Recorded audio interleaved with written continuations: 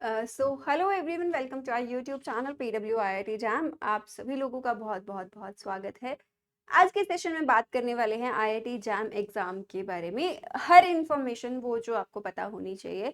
अगर आप IIT JAM की तैयारी कर रहे हैं या करने वाले हैं तो this video is quite important for you. और इस वीडियो में हम लोग बात करेंगे स्पेसिफिकली कुछ इंपॉर्टेंट पॉइंट्स के बारे में, जैसे for example IIT jam exam क्यों करना होता है, कैसा पेपर पैटर्न रहता है, कहाँ जा सकते हो, कैसा क्या सब चीजें रहती है, इन सभी चीजों के बारे में हम इन डिटेल डिस्कशन करने वाले हैं। ठीक है, तो स्टार्ट करते हैं सेशन। सबसे पहले तो आप सभी लोग, जितने भी लोग देख रहे हैं, आप सभी लोग अगर आईआईटी जैम की तैयारी कर रहे हैं तो बहुत अच्छी बात है। नहीं कर रहे हैं तो तैयारी कर देनी चाहिए, तैयारी शुरू कर देनी चाहिए, क्योंकि एग्जाम अब धीरे धीरे पास आ रहा है। अब ऑलमोस्ट 6-7 महीने, मतलब 7-8 महीने के आसपास बचे हैं, तो धीरे धीरे टाइम और पास आता जाएगा और अपनी तैयारी को थोड़ा बूस्ट अप करना शुरू कर दीजिए, है ना। तो बिफोर द स्टार्टिंग एक्चुअली, तो हम आज जानने वाले हैं आईआईटी जैम 2027 के बारे में कि भाई आपके पास इन डिटेल क्या सारी चीजें रहने वाली है। किसके क्या सारी चीजें, मतलब एक कंप्लीट गाइड जो है आपके पास कि भाई क्या क्या होने वाला है। Joint admission test for master, सबसे पहले तो आईआईटी जैम की फुल फॉर्म ही क्या है आपके पास, ये है आपके पास joint admission test for masters at India's premier institute. अब प्रीमियर इंस्टीट्यूट क्या है, ऑब्वियसली आईआईटीज। तो आईआईटीज में जाने के लिए एक जॉइंट टेस्ट होता है मास्टर्स के लिए, ये वही टेस्ट है आपके पास, है ना। अब एग्जामिनेशन का ओवरव्यू क्या है। जो जैम का एग्जाम है आपका, वो ऑल इंडिया लेवल पे होता है। सबसे पहली बात, कौन कंडक्ट कराता है, आईआईटीज कराती हैं और आईएससी भी कराती हैं रोटेशन। कभी आईआईटीज कराती हैं, कभी आईएससीज कराती हैं, कोई भी करा सकता है, बट मेनली यही दो कंडक्टिंग बॉडीज रहती हैं। अब कहाँ पर एडमिशन लेने वाले हैं, अगर आप आईआईटी जैम की तैयारी करना शुरू नहीं किए हैं या फिर करने वाले हैं, तो ये पता होना बहुत इंपॉर्टेंट है कि आप कहाँ कहाँ पर जा सकते हैं। जाने के लिए आपके पास बहुत सारी जगह हैं, बट फिलहाल के लिए किन किन कोर्सेज में एडमिशन ले सकते हैं आप, एमएससी में एडमिशन ले सकते हैं, है ना। जॉइंट एमएससी पीएचडी में ले सकते हैं, MSc PhD dual degree programme में भी ले सकते हैं। जिन लोगों को पहले से ही सेट होता है ना कि हम लोगों को तो रिसर्च में जाना ही जाना है, अगर रिसर्च में जाना ही मेन टारगेट है, तो joint PhD is a very better option. उसके लिए थोड़ी ज्यादा मेहनत करनी पड़ती है, थोड़े अच्छे मार्क्स सिक्योर करने पड़ते हैं, तो आप एक अच्छे इंस्टीट्यूट में जॉइंट पीएचडी के फॉर्म में एडमिशन ले सकते हो, इंटीग्रेटेड पीएचडी के फॉर्म में एडमिशन ले सकते हो। वहां आप मास्टर्स करेंगे एंड देन आपका पीएचडी में एनरोलमेंट हो जाएगा डायरेक्ट। इसी तरह से प्रोसेस रहता है। अब ये क्या करता है, ये तो करता ही है, साथ ही साथ आपको पीएचडी करने का मौका दिलाता है। एज आई सेड कि आप इंटीग्रेटेड पीएचडी में एडमिशन ले सकते हैं, तो एमएससी करने के बाद आप इंटीग्रेटेड पीएचडी कर सकते हैं। साइंस स्टूडेंट्स के लिए बहुत कॉम्पिटिटिव एग्जाम है। अब ऑर्गेनाइजिंग इंस्टीट्यूट 2026 के लिए क्या था, आईआईटी बॉम्बे था, है ना। अब अगली बात कर लेते हैं, मिनिमम एलिजिबिलिटी स्टैंडर्ड क्या है। बहुत सारे बच्चों को लगता है कि भाई कौन देगा, कौन दे सकता है, कितने नंबर चाहिए, कितने नहीं चाहिए।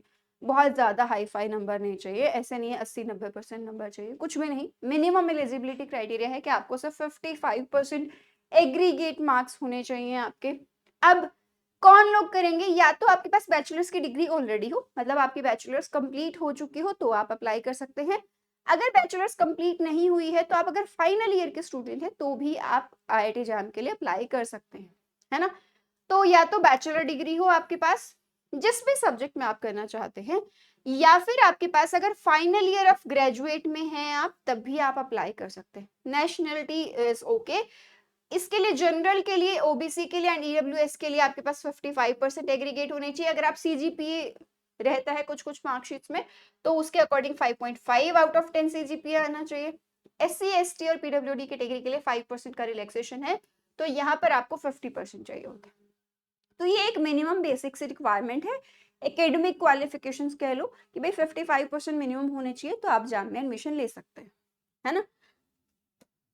अब कौन कौन के से इंस्टीट्यूट इंक्लूडेड हैं इसके अंदर, सबसे पहले एंड सबसे टॉप मोस्ट 22 ऑलमोस्ट आईआईटीज हैं जो इसके अंदर पार्टिसिपेट करती है ना।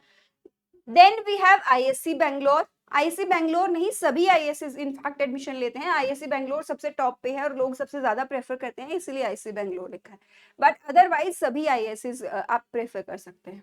ठीक है, ये जैम का स्कोर ही एक्सेप्ट करती हैं पीएचडी के लिए भी, मतलब इंटीग्रेटेड पीएचडी के लिए। एनआईटीज हैं आपके पास, वो भी प्रेफर करती।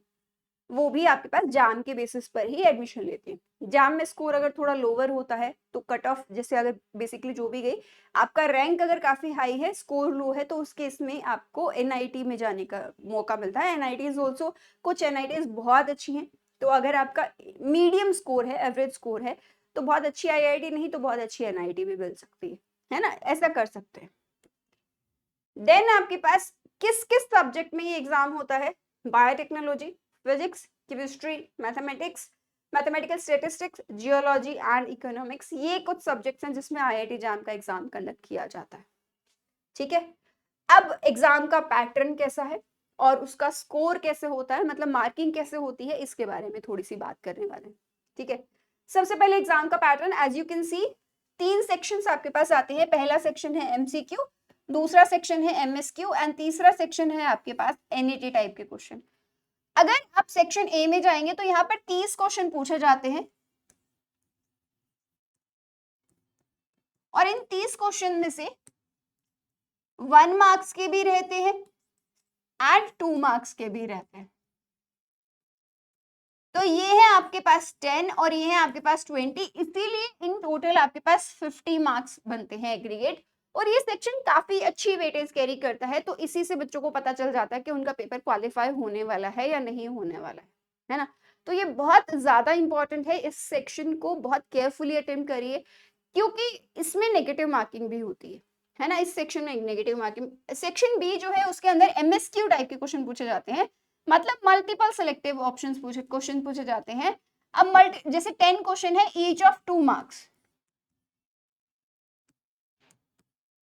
ईच ऑफ 2 मार्क्स, और यहाँ पर आपकी नेगेटिव मार्किंग नहीं होती है। लेकिन जो ये दोनों सेक्शन है इनमें नेगेटिव मार्किंग नहीं होगी। एनईटी में आपके पास 30 नंबर होते हैं, 20 क्वेश्चन, 10 ऑफ 1 मार्क्स, है ना।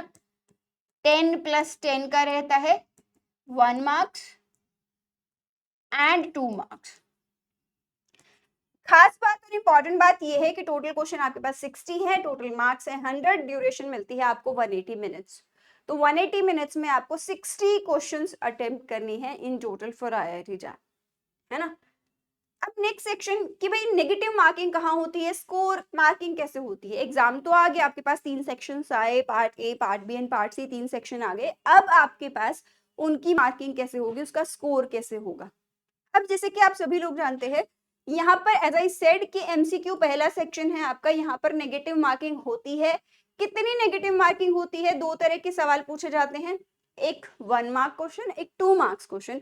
1/3 मार्किंग होती है, तो अगर 1 नंबर का सवाल है तो -1/3 होगा, अगर 2 नंबर का सवाल है तो आपके पास क्या होगा, -2/3 होगा।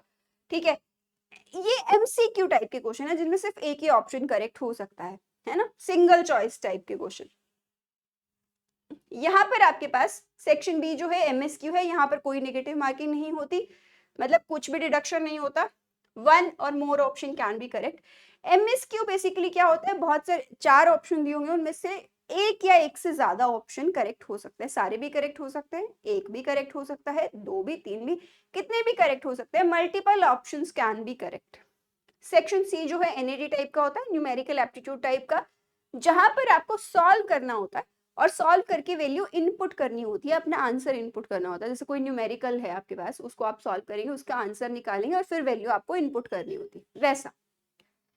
इस केस में भी आपके पास कोई भी नेगेटिव मार्किंग नहीं होती, है ना। आपको न्यूमेरिकल वैल्यू इंसर्ट करनी होती है वाया कीबोर्ड, जिस भी तरह से पूछी गई है उसके हिसाब से आप वैल्यू इनपुट करेंगे। एक इंपॉर्टेंट बात, एमएसक्यूज के लिए कभी कभी बच्चों को लगता है, मान लीजिए मेरे पास 2 ऑप्शन करेक्ट है, 3 ऑप्शन करेक्ट है, 3 में से मैंने 2 सही कर दी, एक मेरा रह गया, तो बच्चों को लगता है कि मेरे को क्या उसके नंबर मिलेंगे या नहीं मिलेंगे। ऐसा नहीं है, अगर 3 ऑप्शन करेक्ट है, आपने तीनों मार्क किए हैं, तभी आपको मार्क्स मिलने वाले हैं। ऐसा नहीं होगा कि आपके 3 में से 2 कर दिए हैं तो आपको उसके नंबर मिल जाएंगे, ऐसा नहीं होता। जितने भी करेक्ट है, 1, 2 या 3, जितने भी करेक्ट है, आपको सारे के सारे ही मार्क करने हैं वहां पर। देन ये कुछ साइकिल है एग्जामिनेशन की। बेसिकली सितंबर में साइकिल शुरू होती है, जहां पर आपके ऑनलाइन रजिस्ट्रेशन ओपन हो जाते हैं।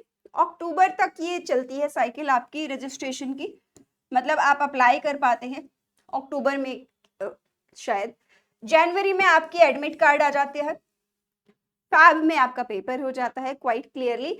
एग्जामिनेशन की डेट जनरली फैब में रहती है एंड मिड लास्ट कभी भी, है ना। मार्च में आपका रिजल्ट आ जाता है। तो ये साइकिल तो बहुत फास्ट है। जनवरी में एडमिट कार्ड आ गया, फैब में एग्जामिनेशन डेट आ गई एंड यहाँ पर आपका रिजल्ट डिक्लेरेशन होगा। उसके बाद जल्दी जल्दी फिर काउंसलिंग वगैरह होनी शुरू हो जाती है और आप आईआईटीज में एडमिशन लेना भी शुरू कर देते हैं, है ना। तो ये पूरा का पूरा आपका प्रोसेस रहता है, ये पूरी की पूरी आपकी साइकिल रहती है। कहाँ जा सकते हैं ये जानना तो बहुत इंपॉर्टेंट है। मतलब एमएससी तो कर ही सकते हैं, एमएससी के बाद क्या अपॉर्चुनिटीज है। अगर मैं आईआईटी से पीएचडी कर रहा हूँ या एमएससी कर रहा हूँ तो मेरे पास फर्दर क्या करियर अपॉर्चुनिटीज हो सकती हैं, क्या करियर पाथ हो सकते हैं जो मैं चूज कर सकती हूँ। आप रिसर्च में जा सकते हैं, आरएनडी में जा सकते हैं। As I said, PhD is always open and R&D बहुत सारी कंपनी में डिपार्टमेंट्स भी होते हैं। एकेडमिक्स में जा सकते हैं डेफिनेटली, है ना। प्रोफेसर्स बन सकते हैं, रिसर्च फेलोज बन सकते हैं किसी भी यूनिवर्सिटी में, किसी भी प्लेस पे। देन पीएसयूज है, बहुत सारी कंपनीज हैं जो जैम का स्कोर कंसीडर करती है एंड फर्दर आपका एक और टेस्ट होता है विच इज गेट। उसका स्कोर कंसीडर करके आप पीएसयूज में भी जा सकते हैं। बहुत सारी कंपनीज ओपन रहती हैं इसके लिए। अब आईआईटी का एडवांटेज क्या है? आईआईटी का एडवांटेज इतना ही है जितना मैं बोलूँ कि आप अगर आप लोकली सोच रहे हैं फिर आप ग्लोबल सोचना शुरू करेंगे। आपका जो एक्सपोजर है वो बहुत इंक्रीज हो जाता है।